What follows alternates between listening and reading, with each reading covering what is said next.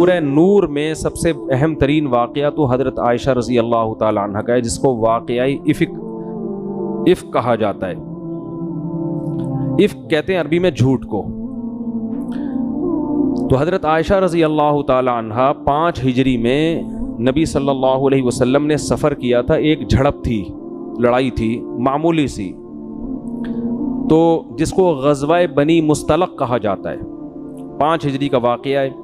تو آپ نے قرآن اندازی کی کہ بھائی جس زوجہ کا نام آئے گا وہ میرے ساتھ سفر میں چلیں گی۔ جس آدمی کی زیادہ زوجات ہوں تو افضل ہے کہ قرآن اندازی کر لے یا ان کی باریاں لگا دے۔ تو امی عائشہ کا نام آیا، حضرت عائشہ رضی اللہ تعالی عنہ آپ کے ساتھ سفر میں گئیں۔ واپسی پہ یہ قافلہ جب واپس آ رہا تھا تو قافلے نے پڑاؤ ڈالا۔ حضرت عائشہ رضی اللہ تعالی عنہ نے اپنی بہن سے، حضرت اسماء سے، ایک ہار ادھار لیا تھا پہننے کے لیے۔ تو حضرت عائشہ کہیں گئی ہیں قضاء حاجت کے لیے یا کسی کام سے، وہ ہار گر گیا، تو وہ تلاش کرنے میں ان کو دیر ہو گئی۔ تو پہلے اونٹ میں جیسے آج کل ڈولیاں ہوتی ہیں نا، اس طرح کی وہ ہودج ہوا کرتا تھا، اس میں خواتین بیٹھتی تھی پردے والی، اور لوگ اسے اٹھا کے جانور پہ رکھ کے چل جاتے تھے۔ تو حضرت عائشہ رضی اللہ تعالی عنہ کا وزن بہت کم تھا، کم عمر تھیں، تو صحابہ نے وہ اٹھا کے رکھا اور وہ سمجھے کہ وہ اسی کے اندر ہیں وہ، اور وہ نکل گئے آگے۔ جب حضرت عائشہ رضی اللہ تعالی عنہ آئیں تو پریشان ہوئی کہ قافلہ تو جا چکا ہے، تو وہیں اس نیت سے آرام کرنے کے لیے لیٹ گئی کہ جب اگلے اس جگہ پہ جب یہ قافلہ پڑاؤ ڈالے گا، ان کو لگے گا کہ وہ نہیں ہے، تو یہ واپس مجھے تلاش کرنے کے لیے یہاں آئیں گے۔ پہلے زمانے میں یہ دستور تھا کہ جب بھی کوئی قافلہ جاتا تھا نا تو پیچھے پیچھے کچھ لوگ آ رہے ہوتے تھے، تاکہ اس قافلے سے کوئی چیز اگر رہ گئی ہو تو ہم وہ اٹھا لیں۔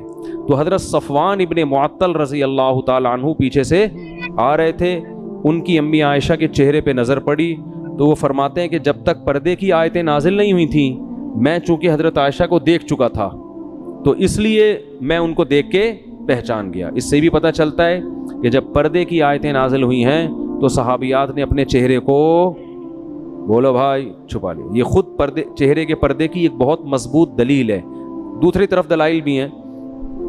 تو خیر، تو انہوں نے زور سے انا للہ و انا الیہ راجعون پڑھا۔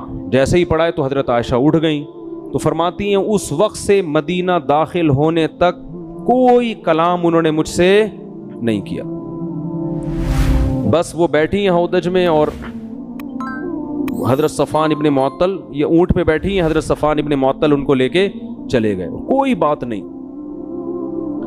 تو جیسے ہی مدینہ میں داخل ہوئے نا، تو یہ عبداللہ ابن ابی ابن سلول، یہ بہت بڑا منافق تھا، منفی پروپیگنڈے کا اس کو موقع چاہیے، ہر معاشرے میں ہوتے ہیں ایسے لوگ۔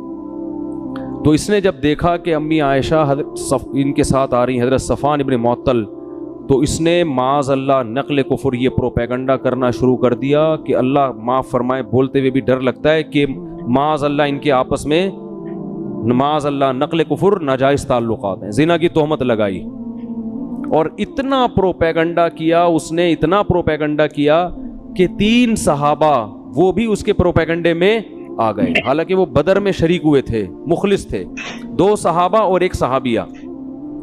جو 2 صحابہ تھے، ایک تو حسان ابن ثابت، یہ بڑے مخلص صحابی تھے، اور یہ نبی کی شان میں اکثر اشعار پڑھا کرتے تھے، اور دوسرے تھے مصطح ابن اثاثہ، یہ بھی غزوہ بدر میں شریک ہوئے ہیں، اور تیسری خاتون تھی حمنہ بنت جہش۔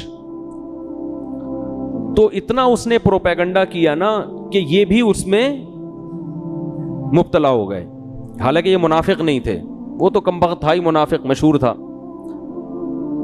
حضرت عائشہ رضی اللہ تعالی عنہ سفر سے واپسی پہ بیمار تھیں، تھکاوٹ تھی، گھر سے نہیں نکلیں۔ تو ایک دن وہ حضرت مصطح جو تھے نا، جو اس تہمت میں شریک تھے، ان کی والدہ کے ساتھ فرماتی ہیں کہ میں کہیں رات کو قضاء حاجت کے لیے دور گئی، تو جا رہی تھی تو کہیں پاؤں لگا ہوگا، کہیں ٹھوکر، تو حضرت مصطح کی جو والدہ تھی انہوں نے اپنے بیٹے کے لیے بد دعا کی کہ وہ ہلاک ہو جائے۔